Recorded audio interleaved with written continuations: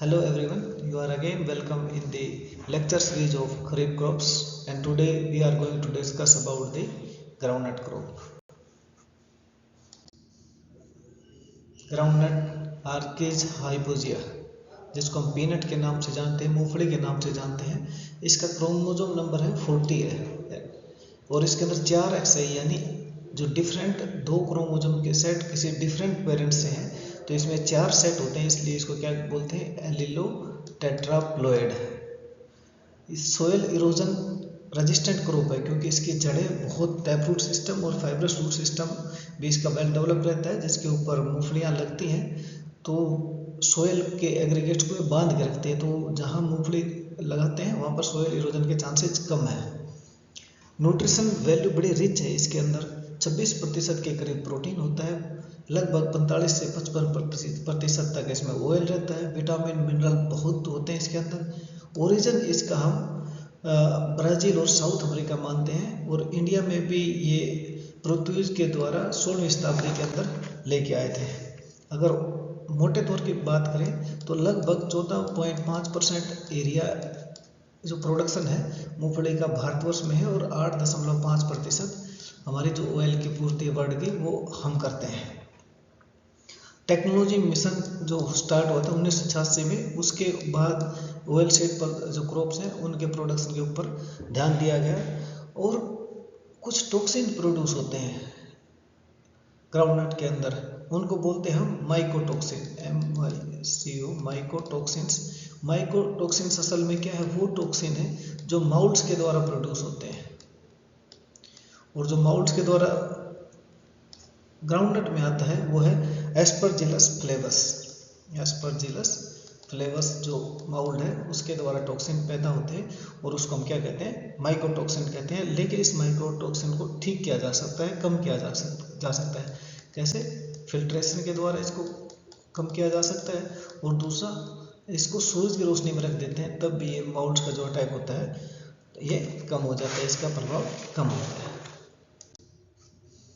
उसके बाद आता है इसका डिस्क्रिप्शन कि ये एनुअल प्लांट है, 5 से 6 महीने की फसल है। सारी चीज़ें इस पिक्चर में आपको दिखेंगी। 30 से 50 सेंटीमीटर की हाइट लेता है ये। जियोकार्पीय है, यानी जब फर्टिलाइजेशन होता है तो फूल से नीचे की तरफ पैग निकलते हैं जो ज़मीन के अंदर घुसते हैं और वहाँ मूंगफलियाँ लगती हैं जिसमें पोड़ लगती है, यानी कि ये आप देखोगे इस फूल के नीचे से पैग निकल रहा है, आगे जाके इसके ऊपर जो हमारी पीनट्स हैं, मूंगफली हैं, वो लगती है इसके ऊपर।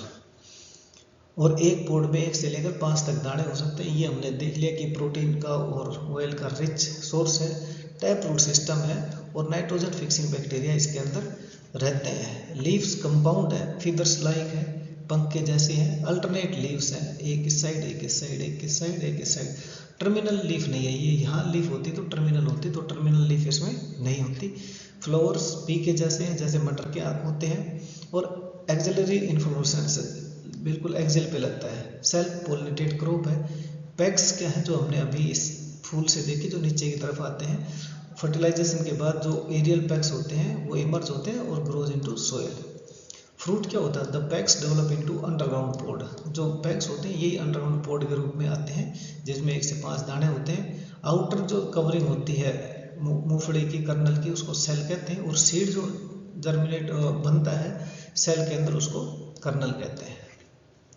अब इसकी बात करें कि हम ये एरिया की बात करें इसका, तो एरिया इंडिया में सबसे ज़्यादा है, इंडिया के बाद चाइना और चाइना के बाद आता है नाइजीरिया। अगर टोटल ओवरऑल प्रोडक्शन की बात करें तो भारत सेकंड है प्रोडक्शन में और फर्स्ट है एरिया में। और चाइना की बात करें तो ये प्रोडक्शन में फर्स्ट है और प्रोडक्टिविटी की बात करें तो साइप्रस वर्ल्ड में हाईएस्ट प्रोडक्टिविटी हमें इसके प्रदान करता है ग्राउंडनट के। अगर बात करें ग्राउंडनट की तो 2 तरह की सब स्पीसीज आते हैं, एक बंच टाइप और एक ट्रेलिंग टाइप। जो बंच टाइप होती हैं जिसके अंदर से बंचेज बनते हैं वो हमारे पास सीक्वेंशियल अपराइट ग्रोथ करती हैं, तो इनको क्या बोलते हैं हम, फेस्टिगाटा बोलते हैं सब स्पीसीज को। और जो हमारी ट्रेलिंग और स्प्रेडिंग टाइप है उसको हम हाइपोजिया वर्जीनिया बोलते हैं। अब इन दोनों में एक अंतर तो ये हो गया कि इरेक्ट होंगे, सीधे पौधे ऐसे खड़े रहेंगे, और जब इसके पौधे रहेंगे, एक पौधा है ये ऐसे बढ़ते रहेंगे इसकी ब्रांचिंग, तो इसका मतलब एक पौधा ज़्यादा सारा स्पेस लेगा। तो जो फेस्टिगेटा है हमारी, उसकी अपराइट्स लीव्स होंगी, सीक्वेंशियल ब्रांचिंग होगी, इन्फ्लोरेसेंस मेन स्टेम पे प्रेजेंट होगी, और उसके अंदर शॉर्ट डोरमेंसी होगी, थोड़े समय के लिए डोरमेंट होगी। जबकि जो ट्रेलिंग टाइप है वो पोर्ट्स की हार्वेस्टिंग डिफिकल्ट है, क्योंकि ये लेटरल बढ़ती रहेंगी तो बहुत सारा एरिया ये कवर करेंगे, तो किसी इम्प्लीमेंट से पूरे के पूरे प्लांट को निकालना आसान नहीं रहता। लॉन्ग डोरमेंसी इसमें रनर टाइप होती हैं ये वैरायटीज, और इसमें जो मेन स्टेम होती है उसके ऊपर फ्लावर्स प्रेजेंट नहीं होते।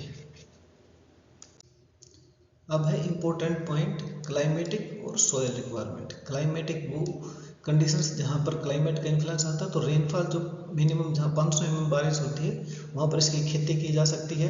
लेकिन इसमें एक बशर्त है कि यहाँ सनशाइन आवर्स ज़्यादा होने चाहिए, ज़्यादा सनशाइन आवर्स की रिक्वायरमेंट होती है।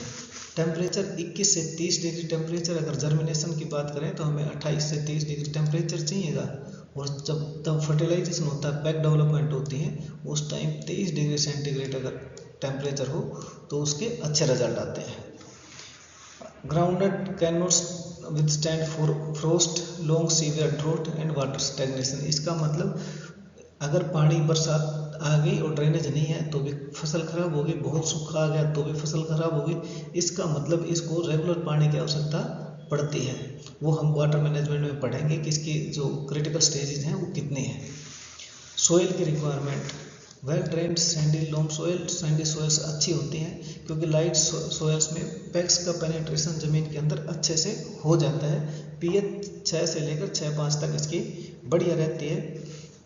इसके बाद जो पोड नंबर्स होते हैं वो अगर 12 घंटे सनशाइन रहता है आपका, तो उसमें पोड नंबर इंक्रीज होता है बजाय कि 16 घंटे, यानी कि 12 घंटे का अगर दिन है तो इसकी पैक फॉर्मेशन बहुत अच्छे से होती है।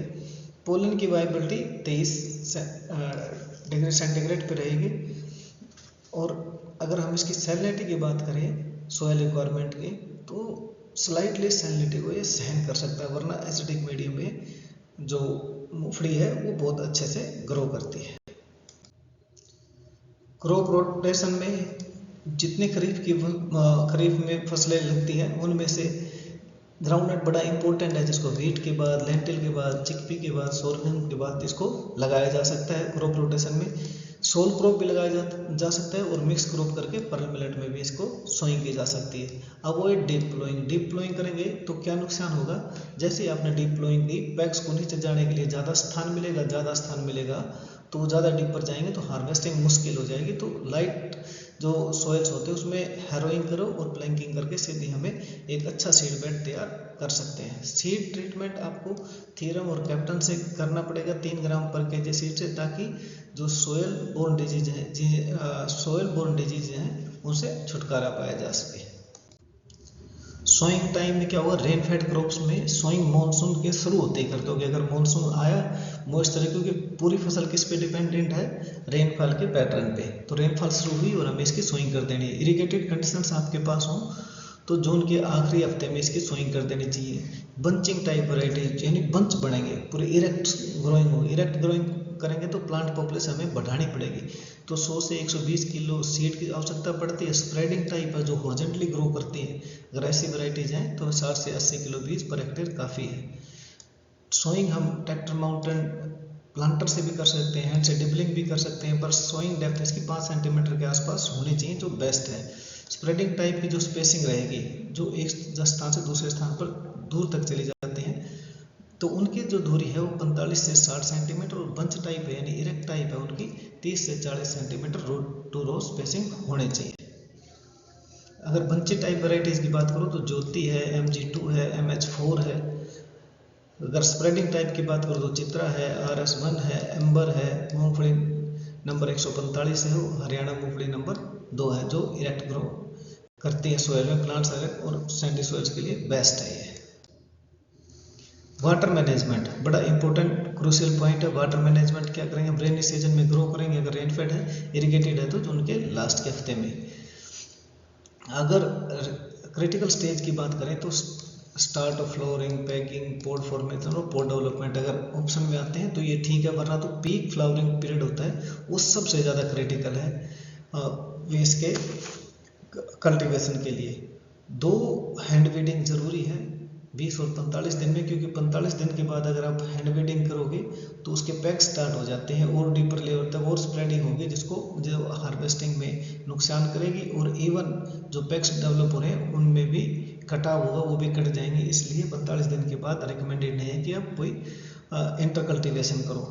अगर आपको वीड मैनेजमेंट करना है तो प्री प्लांट इनकॉर्पोरेशन है, ये दोनों पेंडिमेथलिन और फ्लोक्लोरिन 1 kg पर हेक्टेयर आप इसको डाल सकते हो, जिससे कि आप वीड का मैनेज कर सकते हो। अगर पोस्ट प्री प्लांट हो गया, प्री इमरजेंस अगर हर्बिसाइड करनी है तो प्री इमरजेंस में आपके पास नाइट्रोफेन है, दूसरी सिमाजिन है और थर्ड ऑक्सीडाइजिन है।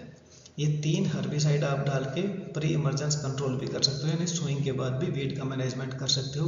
पोस्ट इमरजेंस में कोई हर्बिसाइड ज़्यादा कामयाब नहीं है, इसलिए 2 हैंड वीडिंग करनी चाहिए और दोनों हैंड वीडिंग 45 दिन से पहले पूरी हो जानी चाहिए। अब फर्टिलाइजर मैनेजमेंट, चूँकि नाइट्रोजन का फिक्सेशन कर लेती है तो नाइट्रोजन की रिक्वायरमेंट कम है इसकी, 15 kg nitrogen, 50 kg P2O5, 25 kg zinc sulphate. लेकिन फसल को फास्फोरस, सल्फर और कैल्शियम की आवश्यकता पड़ती है, जो पोड फॉर्मेशन में हेल्प करती है। 5 से 10 टन फार्म यार्ड मैन्योर और कंपोस्ट और जिप्सम की भी 2 से 3 बैग 100 से 150 किलो जो कर्नल डेवलपमेंट है उसको इन्हांस करती है, डेवलपमेंट में मदद करती है। उसके बाद इसमें कुछ इंपॉर्टेंट इंसेक्ट पेस्ट भी है। एफिड जो लगभग हर क्रॉप में आता है, इसको कंट्रोल किया जा सकता है क्लोरोपाइरीफॉस से और क्विनलफॉस से, इसको कंट्रोल किया जा सकता है। फिर है वाइट गर्म, यह रूट्स को खाता है, इसको क्विनलफॉस 25 EC से कंट्रोल किया जा सकता है। जो मेजर सकिंग पेस्ट है एफिड, जैसेड और थ्रिप्स, इनको हम मेलाथियोन 50 EC का स्प्रे करके भी हम इनको कंट्रोल कर सकते हैं। फिर डिजीज मैनेजमेंट में टिक्का डिजीज, या जिसको लीफ स्पॉट भी कहते हैं, सर्कोस्पोरा एराकिडोकोला, तो इसमें क्या होगा, सर्कुलर और इरेगुलर स्पॉट्स मिलेंगे। ये देखो आप लीव्स के ऊपर ऐसे सर्कुलर आपको स्पॉट्स से मिलेंगे, रेड ब्राउन कलर रहेगा अंदर का। जब ये लेट हो जाएंगे, लंबा टाइम हो जाएगा, तो ये वाला जो स्पेस है ये डार्क ब्राउन हो जाएगा और उसके बाद ये झड़ के गिर जाएगा, जिसको हम क्या बोलते हैं, येलो होलो। देखिए येलो मार्किंग है और इसके अंदर ये ब्राउन, तो इसको येलो हेलो बोलते हैं। कंट्रोल क्या होगा, डाइथेन M45 और ब्लाइटोक्स 50 1.5 से 2 kg पर हेक्टेयर करके हम इसको कंट्रोल कर सकते हैं। उसके बाद है कोलर रूट, ये जो आपको जड़ों में दिख रहा है ये कोलर रूट, तो स्टेम और लीव्स की रूटिंग हो जाती है, इसमें कोलर रीजन श्रेडेड हो जाता है और वो इवेंचुअली डाई कर जाता है। तो अगर हमने सीड ट्रीटमेंट शुरू में किया था थायरम और कैप्टान का 3 kg पर kg सीड के साथ, 3 ग्राम पर kg सीड के साथ, तो उसका कंट्रोल हो जाता है। दोबारा ये एस्परजिलस नाइगर जो नाइगर है इसका अटैक नहीं होता हमारे को इसमें ग्राउंडनट में। फिर अल्फा टॉक्सिन्स हमने बात कर ली थी इस तरह में ही, एस्परजिलस फ्लेवस के कारण होती है और इसको माइकोटॉक्सिन बोलते हैं। और ये कब होती है, जब हॉट और ह्यूमिड कंडीशंस होती हैं, तब ये एस्परजिलस माउट अपना काम शुरू करता है। तो पोर्ट्स को हमें गनी बैग्स में इनको ग्राउंडनट को स्टोर करना चाहिए, कर्नल्स को नहीं। Stake beds well ventilated room हो और 10 से ज़्यादा जो बैग्स हैं उनकी हाइट नहीं होना चाहिए, ताकि उसमें जो एरिएशन है वो अच्छे से हो सके। Thank you everyone, thanks for watching, see you soon.